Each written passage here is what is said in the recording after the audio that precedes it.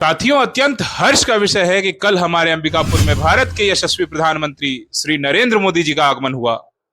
पूरा सरगुजा हर हर मोदी, घर घर मोदी और अब की बार 400 पार जैसे नारों से गूंज उठा।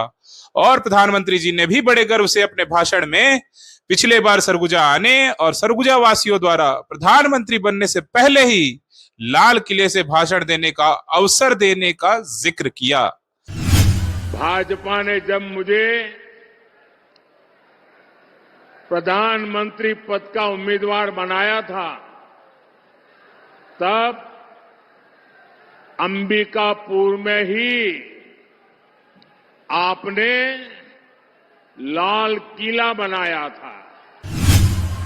लेकिन माननीय प्रधानमंत्री जी, प्रधानमंत्री बनने से पहले जिस सरगुजा की जनता ने आपको इतना प्रेम दिया, इतना सम्मान दिया, सरगुजा की धरती पर आपके लिए लाल किला तैयार किया, उसी सरगुजा की जनता के साथ आप सौतेला व्यवहार क्यों कर रहे हैं? जहां एक ओर आप भारत में मेट्रो ट्रेनों का विस्तार कर रहे हैं, वहीं सरगुजा आज भी आजादी के पहले से प्रस्तावित सरगुजा बलरामपुर बरवाडीह रेल लाइन की प्रतीक्षा कर रहा है।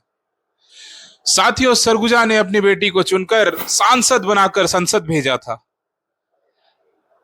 और संसद ही नहीं भेजा था, सरगुजा वासियों के आशीर्वाद से पूर्व सांसद रेणुका सिंह जी केंद्र में मंत्री भी बनी। लेकिन सरगुजा वासी ठगे के ठगे रह गए। हाँ, सरगुजा में एक हवाई अड्डा बनाया गया है।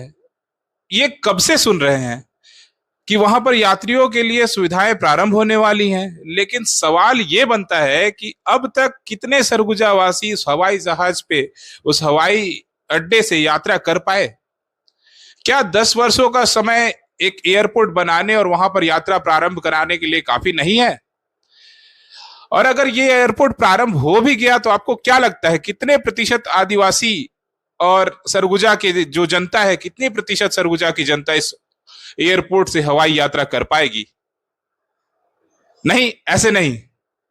सचमुच अपने दिल पर हाथ रखिए और खुद से यह सवाल पूछिए, मुश्किल से 5 नहीं तो 10%।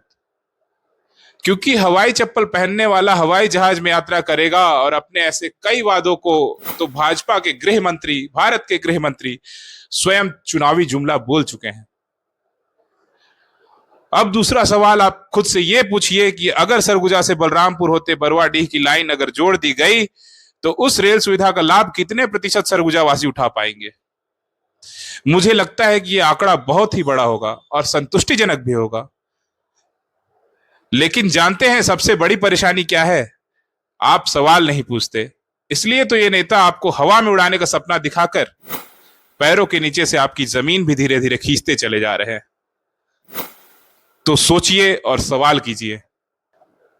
मैंने पहले ही बताया कि यह रेलवे लाइन अंग्रेजों के जमाने से, अर्थात आजादी के पूर्व से स्वीकृत है, और इस पर थोड़ा बहुत काम भी हुआ था।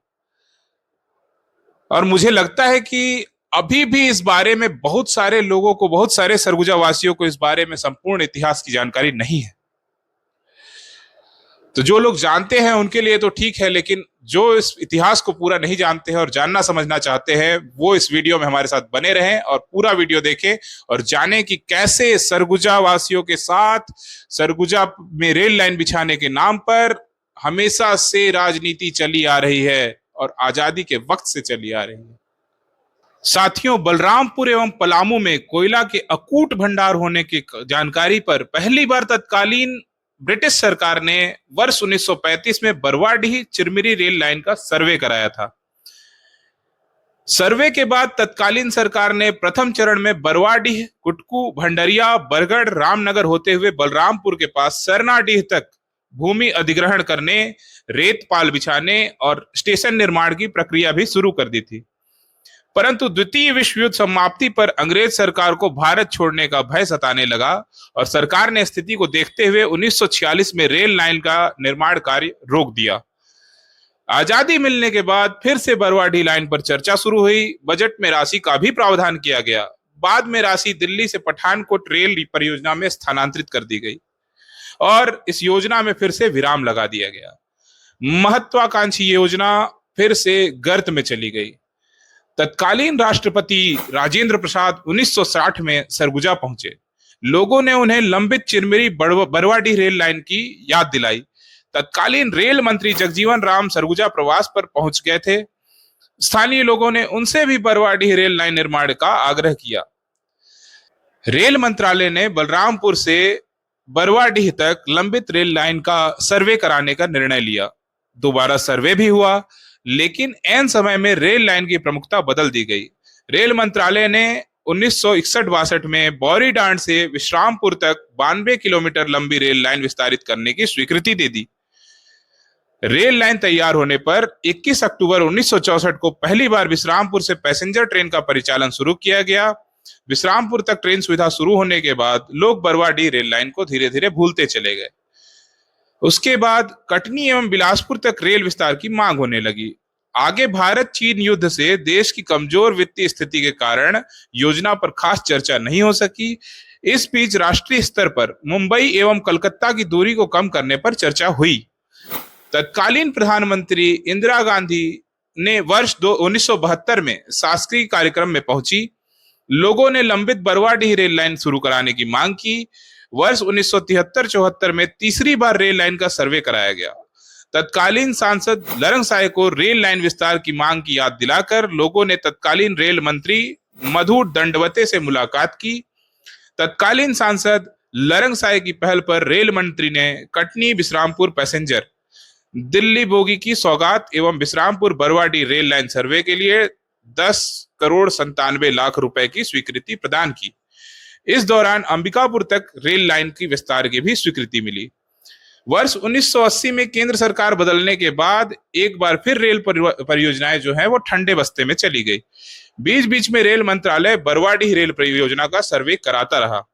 अब तक खर्च हुई राशि से परियोजना काफी पहले तैयार हो चुकी होती। जितना पैसा इसके ऊपर खर्च कर दिया गया सर्वे में, उससे बहुत पहले ही ये रेल लाइन बनाई जा सकती थी। रेलवे ने फिर बरवाडीह परियोजना के अंतिम सर्वे की जिम्मेदारी दिल्ली की इंट्रोडक्ट कंपनी को सौंपी। कलेक्टर से रेल लाइन के 34 गांवों का नक्शा और भूमि की जानकारी मांगी। सरगुजावासी रेल विस्तार के नाम से वर्षों से ठगे जा रहे हैं। हर चुनाव से ठीक पहले रेल विस्तार की मांग स्वयं चर्चा में आ जाती है। सांसद रेल मंत्री से मिलने का हवाला देकर वाहवाही बटोरते हैं। पूर्व में कुछ सांसद भरी सभा में बरवाडीह रेल लाइन विस्तार की स्वीकृति की मांग मिलने की भी घोषणा कर चुके हैं। पिछले साल भी सांसद रेणुका सिंह ने रेल मंत्री के शहर पहुंचने पर रेल विस्तार की घोषणा करने की बात कही थी। किसी कारण रेल मंत्री के नहीं पहुंचने पर गोल मटोल बातें कहकर सांसद की इज्जत बचाई गई। बरवाडीह परियोजना के अंतिम सर्वे की बात को भी राजनीतिक शगुफा बताया जा रहा है। इस परियोजना के लिए बजट में राशि का प्रावधान नहीं किया गया है और धीरे धीरे बात फैलाई जा रही थी कि अंतिम सर्वे बाकी है और अंतिम सर्वे होने के साथ ही इस पर काम लगा दिया जाएगा, लेकिन बजट में इस राशि का प्रावधान नहीं है। क्षेत्रवासियों की मांग पर मंत्रालय अब तक अंबिकापुर झारखंड, बतौली सीतापुर पत्थलगांव कोरबा 212 किलोमीटर लंबी रेल परियोजना, रेणुकूट कोरबा अंबिकापुर 351.7 किलोमीटर लंबे रेल मार्ग, भटगांव प्रतापपुर वाडफनगर रेणुकूट रेल मार्ग, धर्मजयगढ़ अंबिकापुर पत्थलगांव 143 किलोमीटर रेल मार्ग, अंबिकापुर बरवाडीह 182 किलोमीटर लंबी रेल परियोजना, अंबिकापुर गढ़वा 171 किलोमीटर लंबी रेल परियोजना एवं नई रेल परियोजनाओं का सर्वे करा चुका है। सर्वे की सभी परियोजनाएं स्वीकृति का इंतजार कर रही हैं और पता नहीं कब तक ये स्वीकृत होकर के जनता के लिए, लाभ के लिए चालू की जाएंगी। धन्यवाद साथियों। आप देख रहे थे राष्ट्र निर्माता मुद्दे राष्ट्रहित के।